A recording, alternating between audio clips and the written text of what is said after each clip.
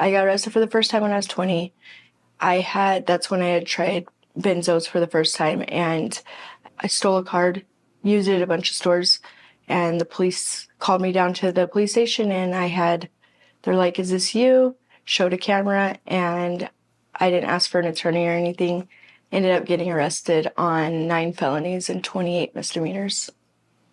First time.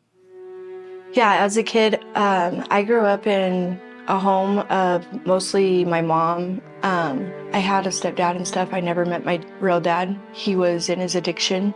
I grew up with dads not really letting me know that I wasn't theirs. I felt really abandoned, kind of.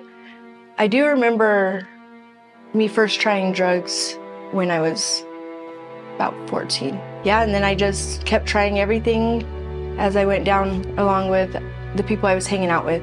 It went to more a lot quicker.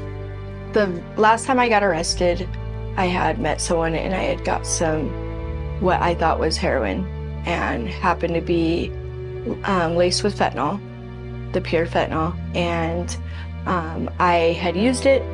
I stood up out of my car because I was like, it was a little too much, so I needed to stand up. And the next thing I came to and I was running in the parking lot. A cop stopped me. They took me to the hospital, got Narcaned twice. By the time I got to jail, I couldn't even hold my eyes open. They asked me to take a picture, hold my eyes open, and I was having to hold my eyes open physically. I had held my eyes open for a moment and hurry up and move my hands.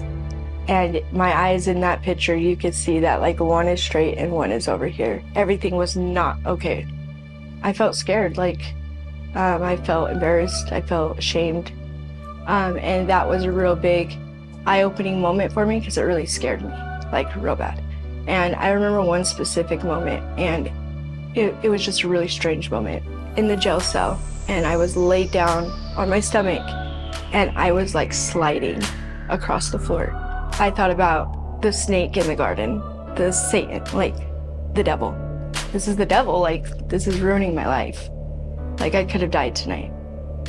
And they released me the next day, and I turned myself into detox. It was miserable. My kids at that point my younger 2 kids' dad had taken the younger 2 kids and put a protective order on me, on my kids. Then my older 2 kids got sent to their dads by DCFS. And so I was at my bottom there because kids weren't with me. I knew that if I kept going, the next thing I was gonna be dead. And growing up, I was in this town and I was shunned from a religion. And so because my mom wouldn't go to the church, and that was another thing that's why I didn't find God until 2017 when I was 27 years old. In 2017, I hit my knees for the first time, said, if you're there, just remove the obsession for me to keep using. I need to go, I need to get my kids, I need to be a mom. I can't keep doing this. And I just noticed a shift in I wanted to stay clean more.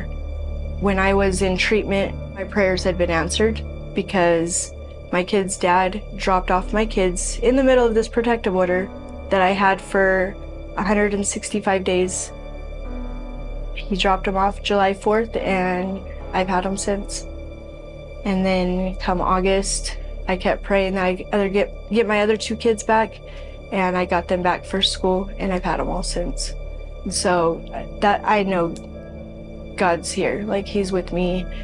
I've felt peace. I've had the devil attack lately, but I know I'm staying faithful, and God's working. I love where I'm at in life today. I have been blessed to be a part of something that has always been a passion for me, and that's helping others. Getting the opportunity to become director of the pantry through Revival City, and opening the thrift shop, that has always been something. I can't remember the last time I said it, but I was I'm gonna have a thrift store one day. I always wanted a thrift store, and so when this happened, and I don't know. I love it. I love helping people, being a mom. I love the things that I'm doing in my life today. I just signed up for school to go back to school to be a counselor. Yeah, my life's a lot better today than it was. So like a couple of things that I've always held on to is like knowing that I'm not too far from God, that he still saves, he still redeems. If he could do it for me, he could do it for anybody. Something I always tell myself, just keep praying, stay faithful, and just don't give up. Don't pick up. My name is Crystal and I'm a child of God.